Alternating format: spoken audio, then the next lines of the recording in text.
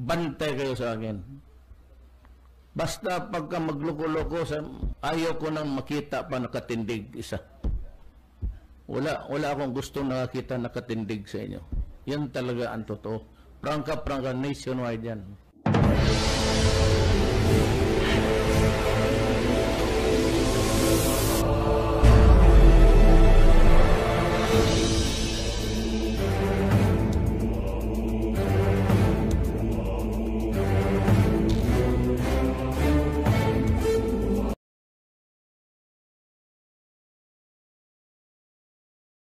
Nagsampa ng reklamo ang hepe ng Albuera Police laban kay Senadora Laila de Lima. Ang reklamo ay inihain ni Police Chief Inspector Jovi Espenido sa Ombudsman Visayas.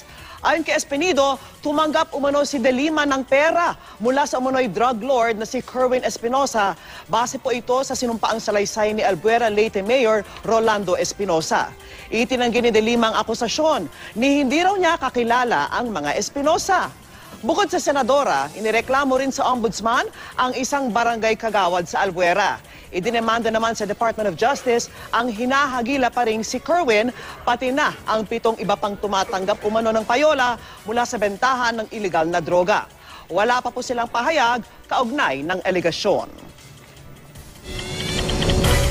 Isinampa sa DOJ ang ikalawang reklamo laban kay Senadora Laila de Lima. Ang mga nagabla, 2 dating opisyal ng NBI na sinibak noon ni de Lima na binansagan nilang mother of all drug lords. Nakatutok si Lia Manyalak del Castillo.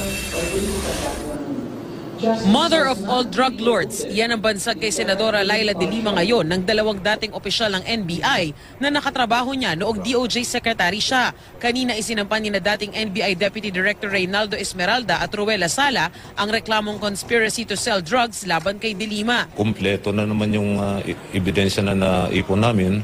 And it's about time that we have to file these charges before the Department of Justice at saka para din mabigyan siya ng due process. Matagal na raw alam ni na Esmeralda ang pagtanggap ni de Lima ng pera mula sa mga drug lord pero wala raw silang nagawa.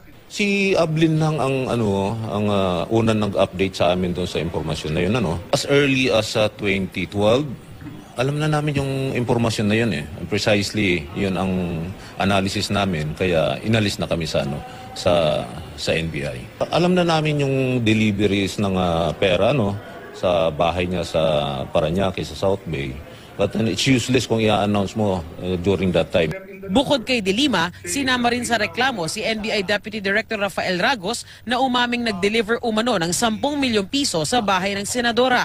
Binigyan ng immunity si Ragos ng Kamara. Kapag under ka kasi ng mataas na opisyal sa gobyerno, normally kasi, particularly pag police, sundalo, NBI, good soldier tayo, nangangamuhan tayo. Although mali ang utos, hindi dapat sundin. Pero yun ay lang yun eh. Madaling sabihin yun. But yung realidad ng pakikisama sa bossing, iba-ibang sitwasyon. March 2014 ang sibakin ni de Lima sina Esmeralda at Lasala sa NBI dahil sa di umano'y derogatory records ng mga ito.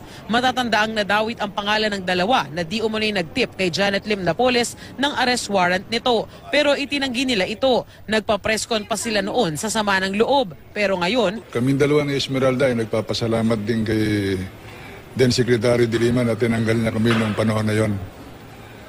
Kasi nakita ko kung hindi kami natanggal noong 2014. Ang laki ng posibilidad na ngayon kasama kami dito sa demanda nito.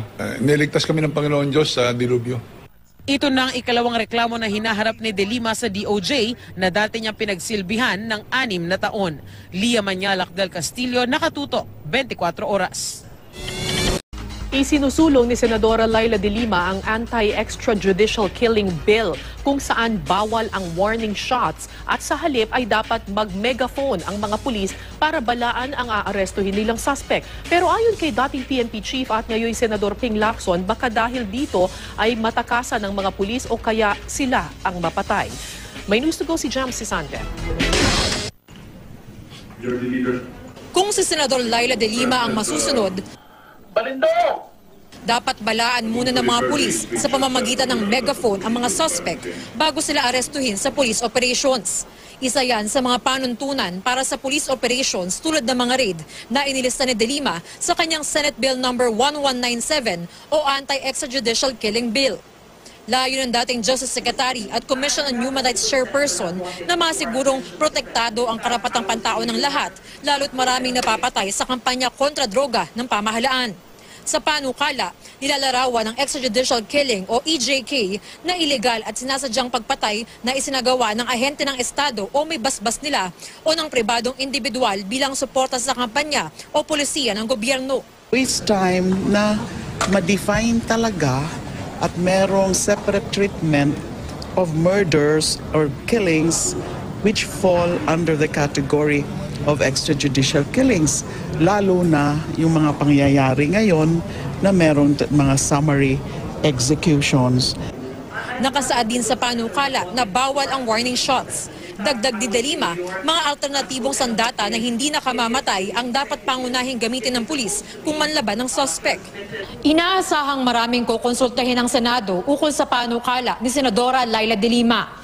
Pero ngayon pa lang, nakikita na raw ni Senador Ping Lacson na may mga tutuligsa sa mga bahagi nito na naglalagay sa alanganin sa buhay ng mga pulis, lalo na raw kung armado mga suspect. Kawawa naman siguro yung pulis kasi pag nag-announce, mababaril muna sila. Or makakatakos yung suspects. So, ang matutuwa dyan, yung mga kriminal. Di ba? Yung mga suspects na hulihin. Kasi imagine, wawarningan mo bago mo arestuhin.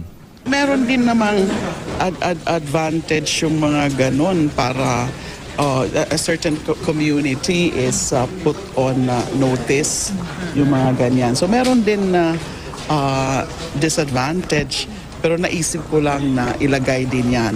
Anyway, that bill would be subject pa naman to deliberations. Ayon naman kay PNP spokesman Senior Superintendent Jonard Carlos, bawal sa anumang police operations ang paggamit ng warning shot.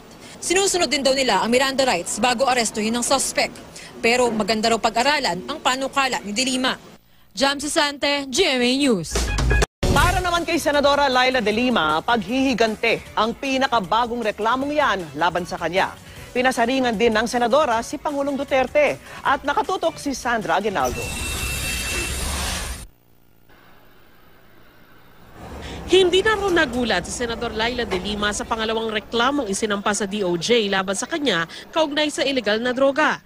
Ang nagsampa kasi ng reklamo na sina dating NBI officials Reynaldo Esmeralda at Ruel Lasala may galit daw sa kanya matapos maalis ang mga ito sa pwesto nung kalihim pa siya ng DOJ. Mga notorious yan, mga feeling untouchable sila sa NBI. So hindi na po sila rini-appoint, tinanggal na po sila. Malaki po ang galit nila dahil dyan, galit nila sa akin. Hindi na rin daw siya umaasa ng patas na pagtrato mula kay DOJ Secretary Vitaliano Aguirre II. Yung mismong Secretary of Justice, ang talagang bastonero, ang siyang nangunguna dyan sa mga ano na yan, yung pagpipilit ng mga witnesses. Sana diretso na lang nila sa Office of the Ombudsman. Ayon kay De Lima, pinaghahandaan na niya ang mga kaso laban sa kanya na posible raw dumami pa para gipitin siya. I did not receive a single centavo from drug money. Wala po. Paninindigan ko po yan dahil yan po ang totoo. That's why I have to continue fighting. Kahit ganito po, sobra na. Patuloy naman si De Lima sa pagbisita sa mga eskwelahan para makipagdialogo kaugnay sa human rights and democracy. Ngayon, sa College of Holy Spirit naman siya nagpunta. Sa kanyang speech, muli niyang pinasaringan si Pangulong Duterte.